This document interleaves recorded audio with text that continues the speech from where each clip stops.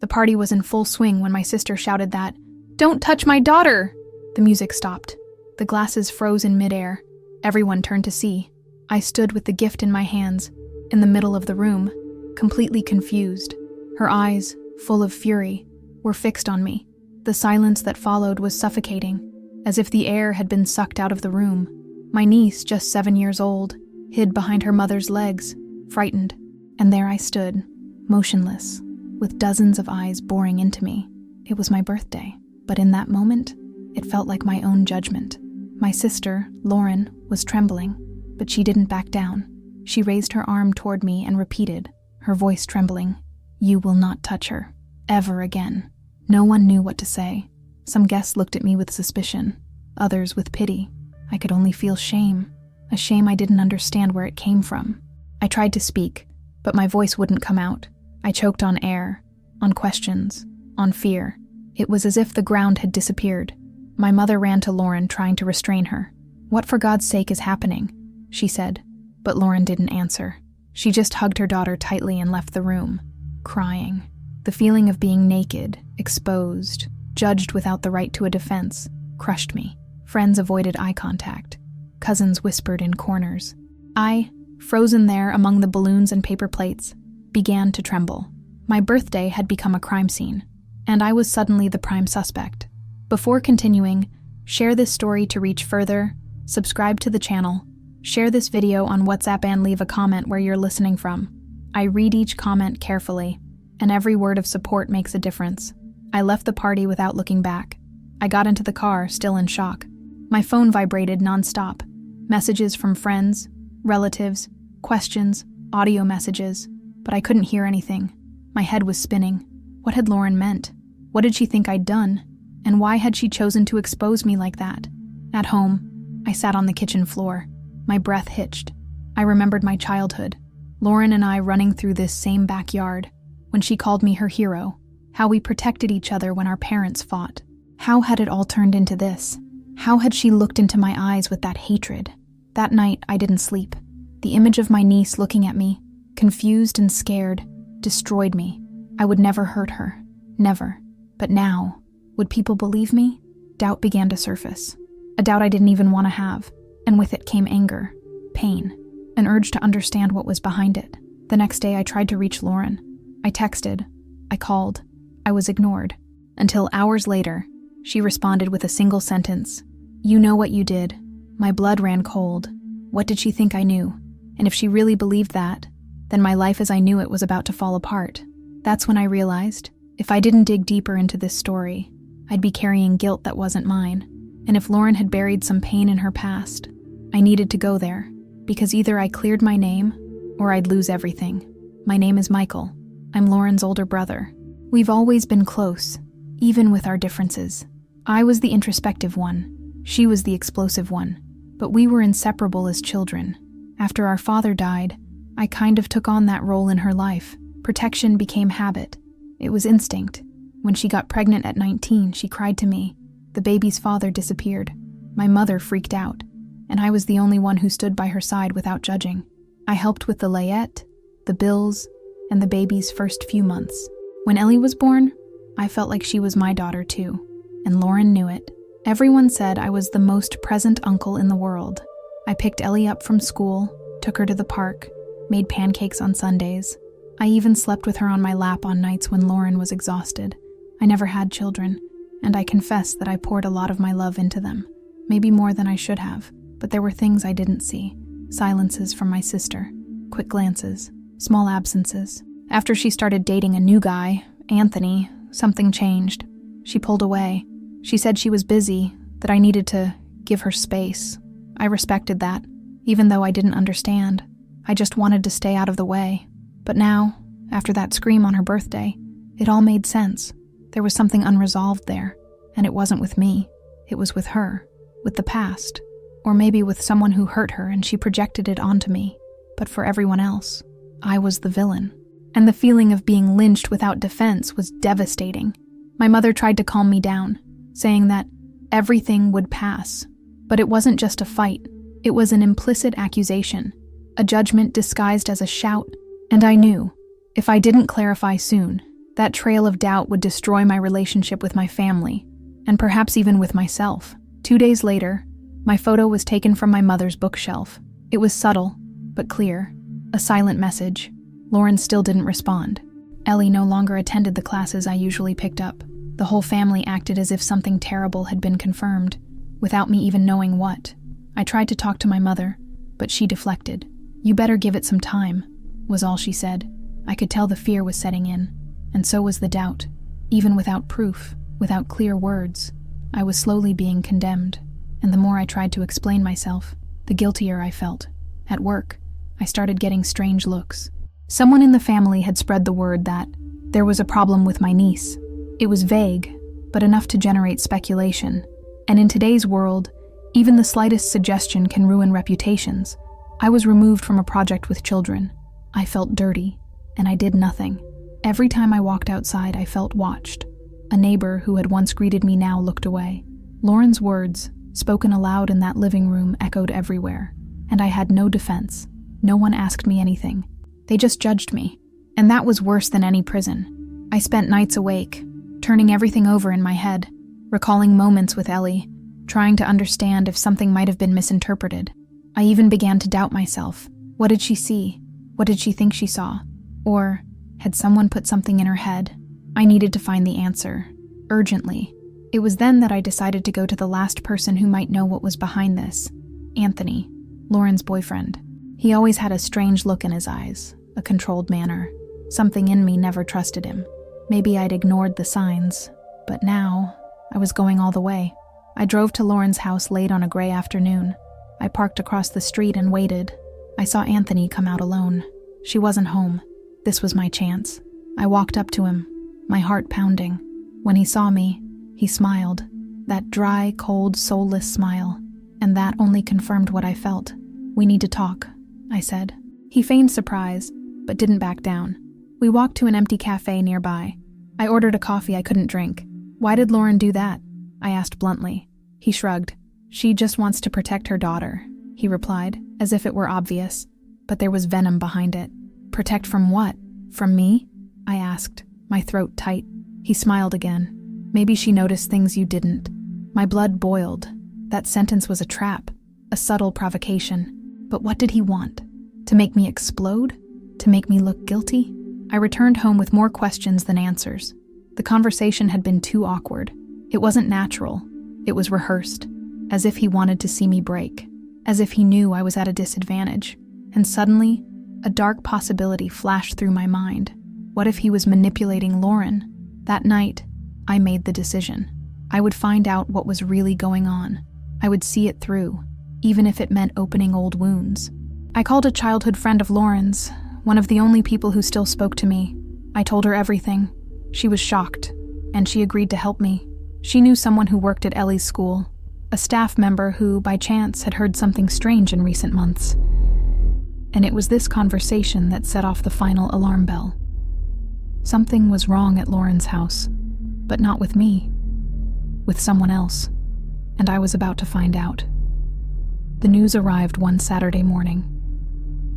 An audio recording from a school employee in which Ellie whispered, "I don't like it when Mommy's boyfriend hugs me tightly. He makes ugly faces and tells me not to tell." The world spun. My stomach turned to stone.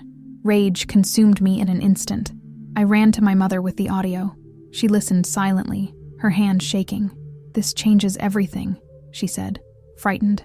Now we had something concrete, but it wasn't enough. This couldn't just be a hidden whisper. Lauren needed to hear it. She needed to know the danger wasn't me. It was inside her house. I prepared everything carefully. I went to Lauren's house with my mother. She hesitated when she saw us, but agreed to talk. I put on the audio. When her daughter's voice rang out through the room, everything stopped. Lauren paled. Her hand trembled. "She said that?" she whispered. I just nodded, tears in my eyes. She fell onto the couch, helpless. She began to cry uncontrollably. Why didn't I see that? Why did I think it was you? The pain in her eyes was enough to break anyone's heart, but I knew. It was fear, guilt, the shame of having messed up badly, and the destruction of an image she'd wanted so badly to believe was safe. That same day, she kicked Anthony out of the house. You called the school. He scheduled a psychologist for Ellie. And he apologized to me, not just once, but dozens of times, crying, kneeling, face down. I hugged her, not for immediate forgiveness, but because we're siblings, and because now all that mattered was Ellie, and only her. The backlash was instantaneous. When they learned the truth, the same people who'd turned their backs on me came to apologize.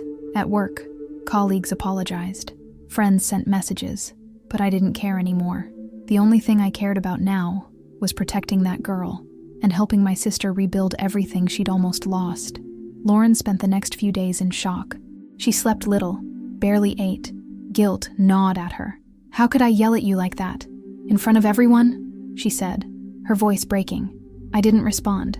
I just stood there with her, in silence. Sometimes presence speaks louder than any words. Ellie began to open up to the psychologist. She said Anthony would get angry when she didn't call him daddy, that she said no one would believe her if she told anyone, and that when she ran into me at the party, he grabbed her arm in the bathroom. That's why Lauren screamed. She saw it, and she misunderstood.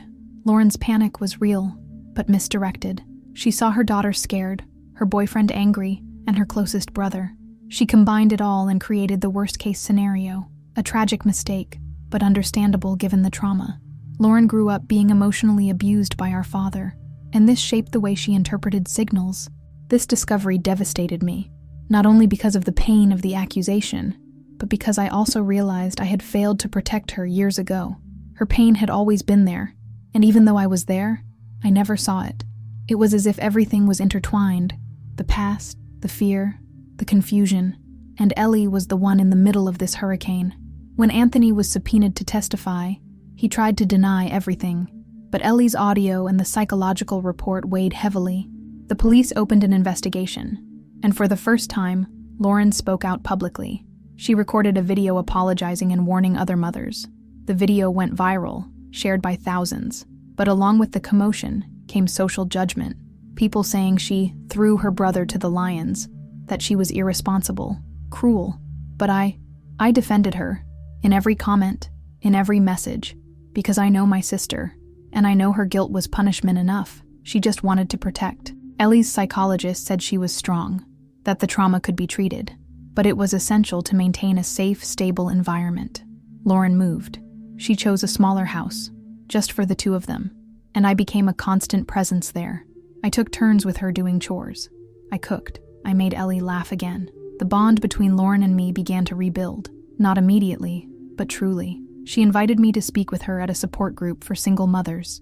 We talked about abuse, missed signs, regret, and the importance of not remaining silent or condemning without understanding. It was cathartic for both of us. My mother also apologized. She cried for having doubted me. She said she felt torn between her two sons. But I told her, it doesn't matter what the mistake is. What matters is what we do after it. And she clung to that like a lifeline. She reappeared, more present, more attentive, more loving. The family was finally beginning to breathe again. Ellie started drawing. It was her way of expressing what she couldn't say. One day, she gave me a drawing of 3 figures holding hands. Her mother, and me. Above it, she wrote, "My safe home." It broke me.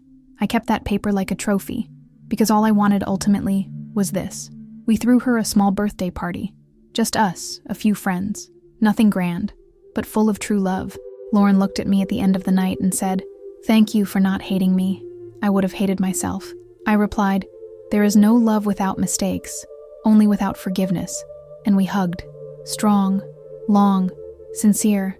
There, in that embrace, something was reborn. It wasn't just reconciliation. It was reconnection. The certainty that everything that was broken could, indeed, be rebuilt. With truth, with time, and with care. Because in the end, what unites us aren't perfect bonds, but those that survive the worst shocks. The story became a local topic, first in the neighborhood, then across the city. People who had never spoken to me before started sending messages, some apologizing, others telling similar stories. My sister also accused me for nothing. My daughter went through something similar and I didn't see it. These were heavy, painful, but necessary stories. Lauren decided to use the visibility the video generated to do something. She created a support group for single mothers, focusing on active listening and abuse prevention. She received criticism, of course. People said she had no moral authority, but she kept going. Because now, more than ever, she knew where she'd failed and wanted to prevent further failures. I became a role model too, not by choice, but because my stance was seen as rare. You forgave, you stayed. These phrases would appear in comments. But what few knew was that, inside me, there was still pain. There were still nights when her scream woke me. There were still scars that wouldn't heal quickly. Still, I kept going. I started writing. Not a book, but a diary. I wrote about how love and error go hand in hand, about how doubt hurts more when it comes from the one you love most, and about how the truth, even if it takes time, always finds its way. Each page was like a new step out of the trauma. Ellie, now lighter, started playing again as before, but with more voice. When something bothered her, she spoke up. I didn't like that. It made me sad. The therapist said this was progress, that the girl was learning to protect herself with words, not silence, and that was all that mattered to me. Lauren's house became a new home, not a perfect place, but a conscious place, where we talk, listen, and repair. And I knew this rebuilding was only possible because we faced the horror head-on, because we didn't run away, because even though we were afraid, we decided to dig until we found the truth. One afternoon, I sat with Lauren in the backyard of our new house. The sun was setting, Ellie playing with chalk on the ground. "Do you still think about that day?" she asked. I took a deep breath. I do, but not like before. It's just a scar now. It doesn't bleed anymore. She smiled, her eyes filling with tears. It was what she needed to hear. I told him that for weeks, I wondered if I could forgive you, that it wasn't easy, that there was anger, frustration, fear, but that in the end, I understood that you were also a victim, not of me, but of your own past, of the fear our father left us, and that sometimes trauma distorts reality in cruel ways. She cried, and so did I, because there, between pain and understanding, something stronger than guilt or resentment was born. Respect was born, care was born, and a kind of love that only arises when we've almost lost everything.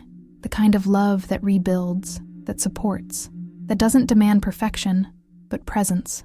Lauren said Ellie calls me her guardian when she talks to her therapist. She says, "When Uncle is around, nothing bad happens." That broke me, because despite everything, she still saw me as her safe haven. And that's priceless. That's redemption. We made a new pact there in that backyard, never again to hide anything, never to hurt alone, never to allow fear to drive us away. Because the greatest lesson all this taught us was simple, yet profound. Silence protects the aggressor, not the victim. And a spoken word, even when fear is present, can save a life. That day, Lauren took my hand and said, "Thank you for still being my brother, even when I forgot I was your sister." And I replied, "Family isn't about never making mistakes. It's about choosing to stay after a mistake." And we chose, together. As the months passed, the wounds began to truly heal. The pain still appeared on some days, like a cold breeze. But now we knew how to warm the atmosphere. With listening, with presence, with truth. We no longer pretended. We no longer left things unspoken. We learned to speak. And even more, we learned to listen. Lauren reinvented herself. She became a true activist. She studied, pursued certifications, and began giving lectures. She used her story with courage, not shame. When people called her irresponsible, she would respond, "I was, but I chose to be different." This made an impact, because it was real, because it wasn't a speech, it was a life lived. Ellie blossomed. She made new friends, started acting, and became more confident. I watched with a heavy heart. That girl had faced more than many people face in a lifetime, and yet, she smiled, danced, created, lived. This taught me so much. I'm back to who I was, but with more clarity. The pain made me rethink my limits, my way of loving, my way of being present. It's not about being the hero. It's about being whole, even when everything is shattered, and knowing that sometimes just standing by the one who made the mistake is already a revolutionary act. My mother looked at us differently now. She said she'd always thought we were strong, but she'd never imagined we'd be so resilient. You didn't survive. You created something new. And it was true. All of that, as cruel as it was also a turning point. As if only by breaking down could we rebuild correctly. We started planning little trips, Lauren, Ellie, and I. We laughed at silly things. We joked about the past, not as a mockery, but as a sign that it no longer controlled us. And every time I heard Ellie's laughter echo through the car, I thought it was worth not giving up. One night, in the middle of one of these trips, Lauren called me over to talk. We were on a simple balcony, looking up at the sky. "Have you truly forgiven me yet?" she asked. I was silent for a moment. Then I replied, "Yes, but more than that, I understand you." She cried and smiled at the same time. I told her that forgiveness wasn't about erasing what she did. It was about accepting that she erred out of fear, not malice, that her love for her daughter spoke louder than reason, that if it had been the other way around, perhaps I would have acted impulsively too, because protecting those we love is instinctual, even when we miss the mark. She thanked me with her eyes, and in that moment, I knew the guilt was finally beginning to fade, and in its place, something more beautiful was born, a kind of trust that survived the seismic shock, that withstood the doubt, the shame, the pain. And that is true love. Going back to square one was impossible, but creating a new path was entirely feasible, and that's what we did. We rewrote our history. With mistakes in the past, yes, but with conscious choices in the present, and a future where we knew we would never again remain silent in the face of doubt. Ellie, now with a stronger voice, stronger, reminded us every day of the importance of being alert, of talking, of trusting our instincts. She wasn't just our reason for healing, she was the symbol of what we saved, of what we decided not to lose, of what we swore to protect, even after everything. That weekend, we took a photo of the three of us, Lauren, me, and Ellie, hugging, smiling, with the ocean in the background. And for the first time in a long time, that smile was complete, weightless, unmasked. It was living proof that we can go through hell and still come out the other side more human. Time passed, as it always does, and with it came the calm we so desperately seek. It wasn't an immediate peace. It was achieved, step by step. Every difficult conversation, every silence respected, every hug given amidst fear. All of this built what we have today, and that's worth more than any perfect party. Lauren has confidence in herself again, not like before, but better. Now she observes herself, questions herself, allows herself to make mistakes and make amends. And that's beautiful. She's no longer the impulsive sister she once was. She's a woman who faced the worst of herself and didn't run away. That fills me with pride, because she didn't just survive. She was reborn. Ellie draws comics today. One of the characters is called the Guardian. He wears a blue coat and watches over everyone without making a fuss. I know it's me there. She never said it, but I know. And that, more than any recognition, is what tells me you did the right thing, even when no one believed in you. Our family isn't an example of perfection, but we are an example of rebuilding. And perhaps that's even more important. Life is full of flaws, of misunderstandings, of serious mistakes. But what defines a true family isn't the absence of problems. It's the willingness to face them together. The pain still resurfaces on specific dates, on birthdays, for example. It's still hard to forget what happened that day. But today, we can talk about it without tearing ourselves apart. We can even laugh, nervously, at how quickly everything blew up, because now we know nothing was in vain. And every time I see Lauren and Ellie walking hand in hand, I think it was worth every tear, every silence, every sleepless night, because what we saved there was so much more than reputations. It was a life, a family, and the chance to show that, even after chaos, it's still possible to choose love. If there's one thing I've learned from all this, it's that true love isn't what avoids pain. It's what endures after it, that stays even when trust is broken, that chooses to rebuild even when it would be easier to run away. Because this is what love is: staying, listening, starting over, as many times as necessary. I also learned that accusing is easy. What's hard is listening before judging. Lauren misjudged me, and it destroyed me inside. But I would have judged too, if I were in her shoes. And this recognition isn't weakness, it's humanity. It's knowing that we can all make mistakes, and even more so, that we can all change. Ellie will grow up knowing this, that the truth matters, that words carry weight, that listening saves, and that, above all, adults can apologize too. This, for me, is the greatest legacy we can leave her. Not a perfect past, but a sincere present, a true home. Today, when I close my eyes and think of that scream, "Don't touch my daughter," it still echoes, but not as an accusation. Now, he's the turning point, the spark that ignited truths that needed to come out. And as painful as it was, I'm grateful, because from that chaos, light was born. Nothing will erase what was said, but what we did with it, that's what matters. We turned a chasm into a bridge, an accusation into healing, and this was only possible because we didn't run from the pain.